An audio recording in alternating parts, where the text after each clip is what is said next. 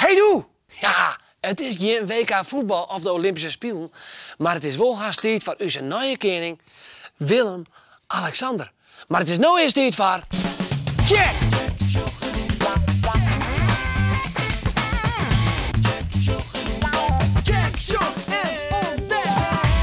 Ja, altijd als Nederland uitkomt van de wereldkampioenschappen of de Europese kampioenschappen, zijn de spelers, maar ook de supporters klaar in het oranje.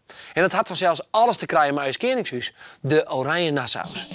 Aanzien zorgen we dat het dorp oranje wordt, ook alles te krijgen had met de Oranje Nassau's. En het oranje koeken, daar werd niet meer te krijgen had. En dat dus de toekomstige koning Willem-Alexander een afstammeling is van de Friese stadhouder Willem Lodewijk. En dat keizers hele lange snorren had. Maar eerst. 18 jaar celstraf. Dat krijgt Jasper S. uit Oudwald, de man die het Marianne Vaartstraat deermakken had. In 1999 werd Marianne Vaartstraat door hem misbruikt en vermoord in een steek Grijdeland bij Veenkleester. Ze weer door 16 jaar. De rechtbank veroordeelde Jasper S. vreed tot deze fezenisstraf. Jasper S. gaat net in hege beroep. Op verschillende plakken in Friesland staan amers en schermen langs de dieken om potten en kikkers te vangen. De amfibieën komen krekt uit de wintersliep en loeken erop uit om een plakje te zieken om jonkies te maken. Een soort besten worden dan deerrieden. Om dat tjen te gaan binnen de schermen plaatst met amers. De besten die daarin vallen worden veilig oerzet. Liek als Jerry Ljouwert. Studenten van het Van Hal Instituut zetten amfibieën alle mannen en joenen oer, zodat de besten net deerrieden worden. Hield dit meer bij binnen allergisch voor bepaalde voedingsstoffen. Begelijks van molken, nutten of appel. Gewoon krijg je buk, orenuitslag op een hoed of moeite met ziekhelien. Gijs is allergisch van nutten. Wat gebeurt er als hij die wok krijgt? Er wordt alles rood in mijn lijf, van mijn tenen tot mijn bovenkant van mijn hoofd. En dan ga ik een beetje opzwellen. Dus dan moet ik, als ik geen pen bij me heb die dan in mijn been wordt gestoken, dan moet ik wel naar het ziekenhuis. Leerlingen van het Noordwind College, het Friesland College en de Hotelskwallen maken van de Leeuwarden Schoolvereniging lekkere hapjes dat niet in zit des allergisch verwezen kist. Hypoallergeen heet dat. En hypoallergeen eten smaakt het best goed. Wilhelmus van Nassau ben ik van Friesken bloed. Ja, ik zei het krek al. Willem-Alexander, uw nieuwe koning, had Fries bloed in zijn stampeer. En zijn vader wie een stadhouders van Friesland. Ja, en ze leven in een paleis midden in Ljouwert. Ik ken dat net leeuwen. Aliet? Ja, Reinoud, klopt het je. Dit is Willem Lodewijk, de eerste Friese stadhouder. En hij woonde in het paleis achter mij, het stadhouderlijk hof. Van 1584 tot 1620, aan het eind van de middeleeuwen dus. Maar Willem Lodewijk wie geen koning. Hij wie dus een stadhouder. Nederland wie doe wel een monarchie, maar voelde onder de Spaanse koning. Willem van Oranje, de beroemde vakgonger van Willem Lodewijk, die hier de Republiek der 7 Verenigde Nederlanden uitroepen.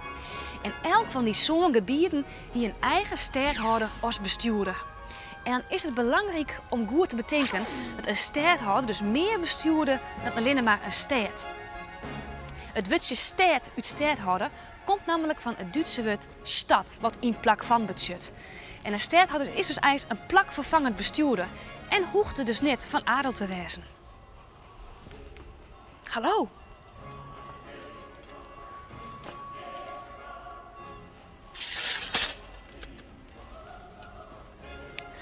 Willem Lodewijk van Nassau.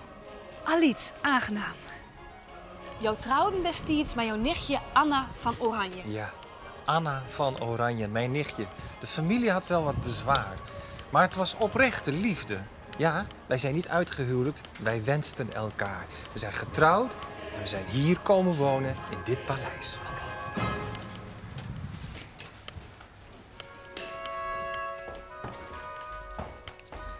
Kijk, Aliet. Hier vind je de Friese Nassau's. De voorouders van onze toekomstige koning. En we hebben jou? Zoek maar. Oh jee.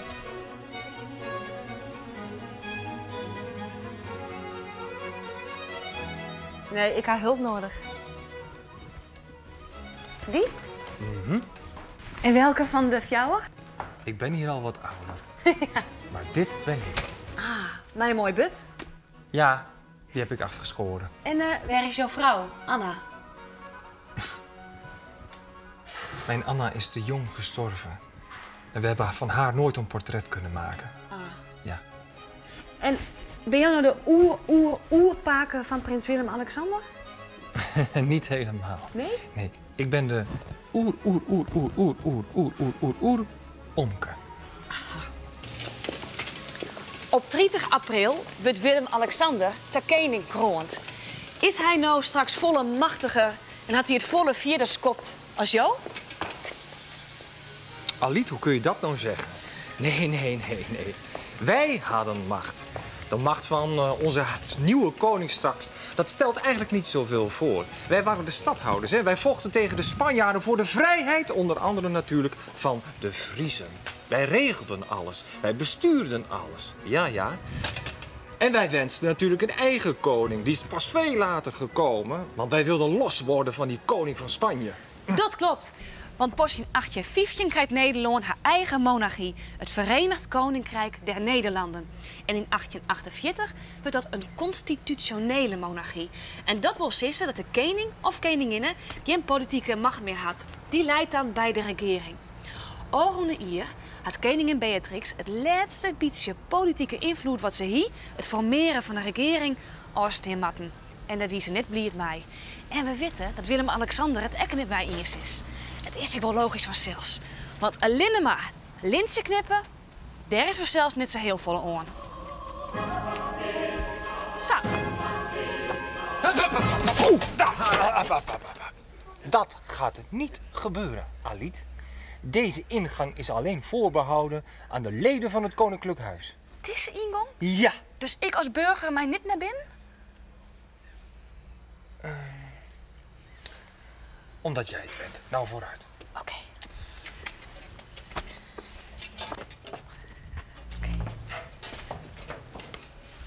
Maar ja, sorry, maar het is eigenlijk wel een beetje raar dat je puur op basis van het feit dat je geboren wordt in een koninklijke familie een heel soort sissen krijgen oeraloon.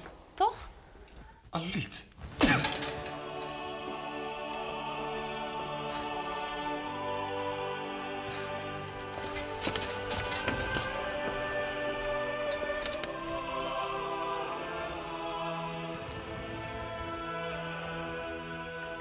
Hier ligt wijlen mijn vrouw, Anna. Anna van Oranje. Zij is in 1588 gestorven. En voor haar heb ik speciaal dit graf laten maken. Dus dit graf is al haast 450 jaar oud? Nou ja, niet meer zoals nu, want er was een revolutie. Toen hebben ze het echte graf kapot gemaakt. Maar in 1948, dankzij Wilhelmina die 50 jaar op de troon zat, hebben ze dit weer onthuld in 1948. Oh, en hier leidt jouw vrouw Anna in begroeven.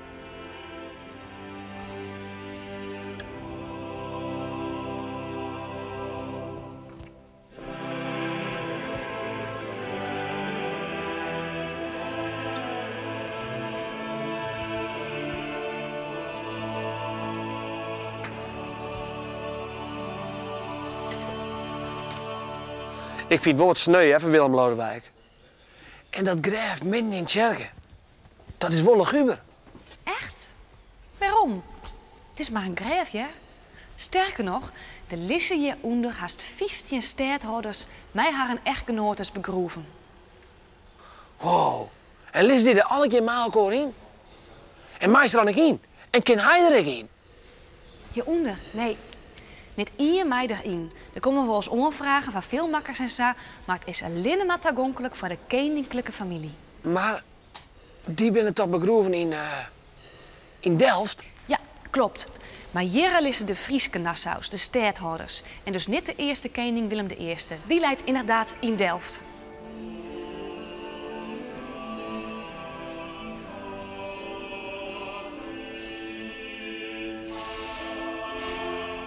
We lieten nou Willem Lodewijk maar alleen met zijn gedachten. Hij had het verdriet om het verlies van zijn Anne nooit goed verwerken kind. En dat hij stiet in 1620 werd hij zelfs ook in dit praalgraf bijzet. Nou, en nu hebben we het lang genoeg gewoon oedeerden en graven. Op 30 april wordt Willem-Alexander ter koning kroond. En daarna komt hij op visite in Friesland. Tenminste, hij en Maxima zullen alle provincies deelgaan. Dus waar wit, komen we hem nog te zien. Dat zou wel leuk wezen. Ont na je weekend. Nou? Ik zocht die pas om 3 weken wel niet. Want het is ommers maaie vakantie. De Willem Lodewijk dat daar lied mee praat speelt ook in de musical de rol van Willem Lodewijk. De musical Anna en Us Heid is de komende tijd te zien in het Stadhordelijk Hof in Ljouwert en gaat over het leven van Willem Lodewijk en zijn Anna. Ik ben Rut en ik ben Tessa. En wij gaan dus de Wetse Groningen Show. 5, 6, 7, 8.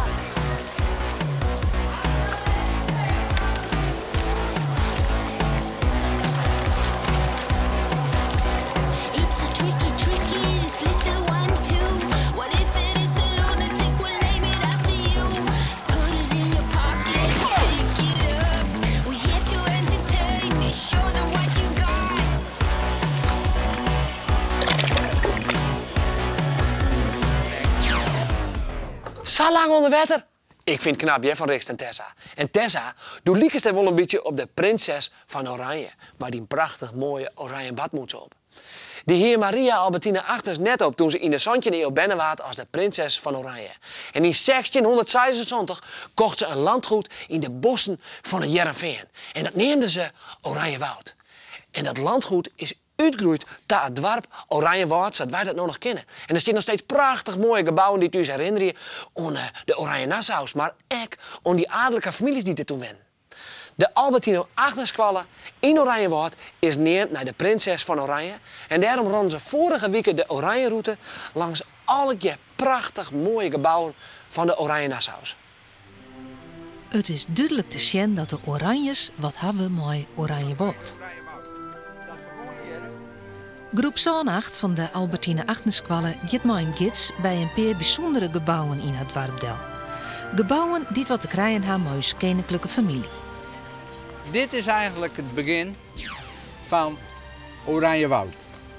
En dit is dus hier Maria Albertine Agnes hier haar buiten. In 1676 is dat dus al hier begonnen.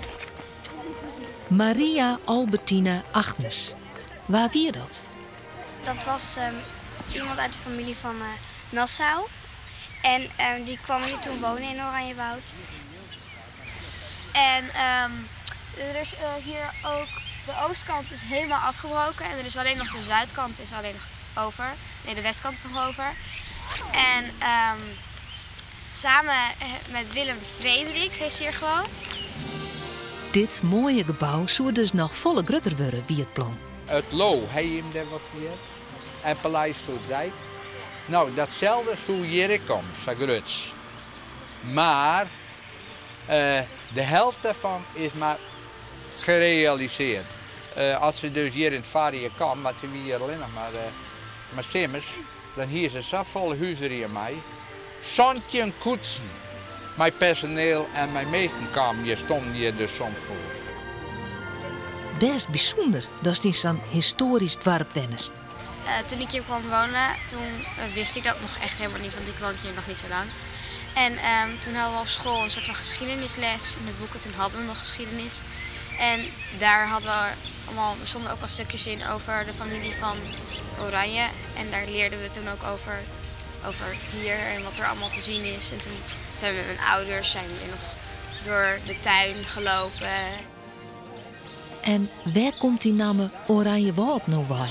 Ja, van de familie van Oranje, omdat Albertine Agnes het hier een beetje op, allemaal huisjes heeft laten bouwen en gekocht. Ja, dat is het eigenlijk wel.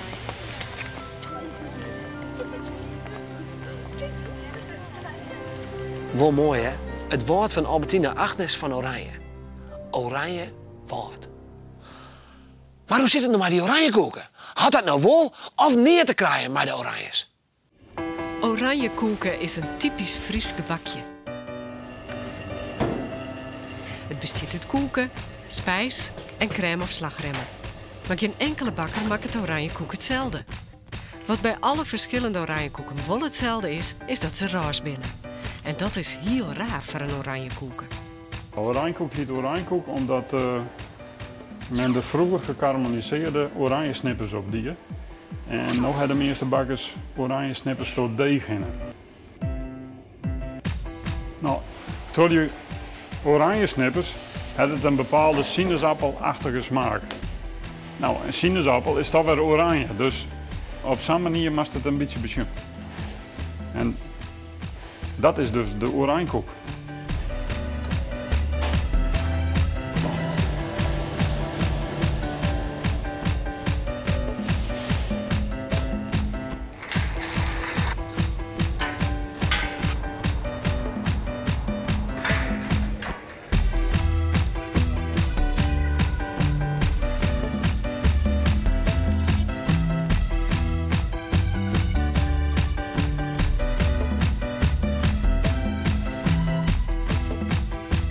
De roze tompoes had voor de Koningsdag een mooi oranje kleur gekregen. Maar is een tompoes nou een gebakje dat je netjes op te kennen? Die bovenste moet eraf. Nou, ik zou zeggen, ik denk de bovenkant eraan hel je, maar omdat ik wel best wel van wat griem hou, dan denk ik dat ik het maar niet in zou doen.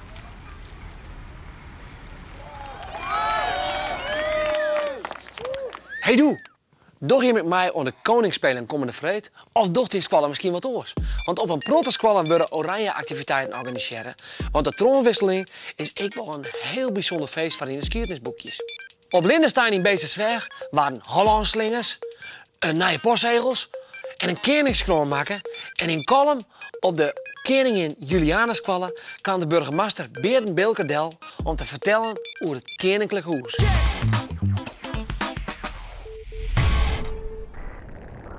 Wist u trouwens waar het vroeger nog volle meer macht hier als de koning? Een keizer.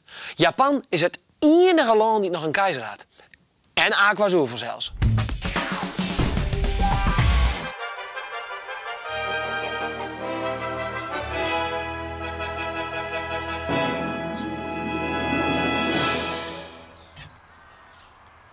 We zijn bij de keizertamarins. Dat is een dwergapensoort, dus een heel iets aapjes. Dat kan ik wel zien. En de naam keizertamarin die hebben ze kregen. Ze zijn verneemd naar de keizer van Duitsland. Wilhelm II heette die. En ik zie hem even zien laten. Ik ga een foto maken. Dat is Wilhelm II. En die had dus precies hetzelfde snor. De wetenschappers van toen die krulden die snorren van de aapjes omhoog. En die zijn eigenlijk weer te gaan van ha ha ha, hier lijkt het wel wat op de keizer. Maar ja, op die manier is die naam eigenlijk heen gebleven.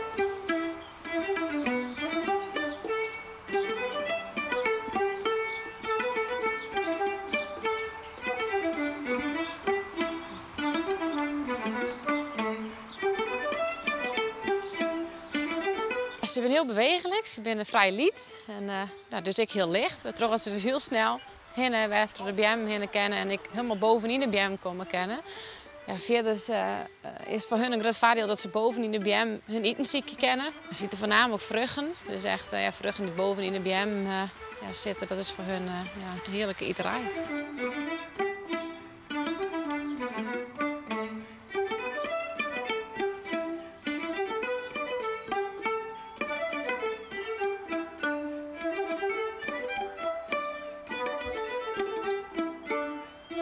Ze produceren een bepaalde velgeloed. Dus ja, chilpje, fluitje, kan je er maar vergelijken.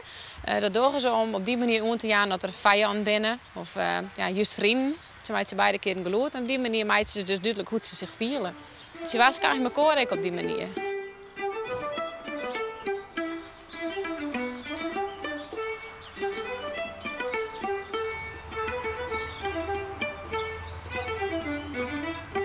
Ze zijn dus verneemd naar een keizer. Maar ja, ze vertonen nog net echt keizerlijk gedrag. Ja? Ze skuren echt met konst zien kanten om ervoor te zwaren dat ze dus een beetje een territorium afbaken. Dus ja, keizerlijk gedrag gaan ze nou eigenlijk net.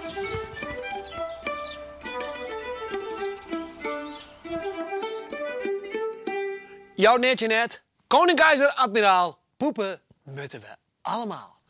Dit weekend even deze week. Na je weekend check ik je net, want dan is het vanzelfs mijn vakantie. Die weekend daarna op een protestkwal en ik. Dus pas die weekend daarna, hoe 3 weken check ik je weer. Dus, ondan!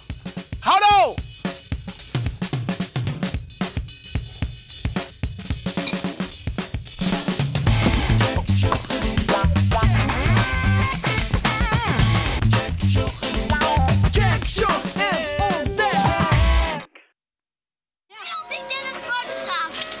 Dat is geen probleem. Wie kan hem tegen? Laat hem wel. 11 meter. Constantijn. Het lijkt alsof Beatrix met een opvoedingsprobleempje zit. Constantijn, niet tegen de toestellen aanschoppen. Maar de fotosessie wordt vooral nieuws dankzij Alexander. Aan het einde van de dag verzoekt hij de pers op te rotten. Alle Nederlandse pers opgehaald.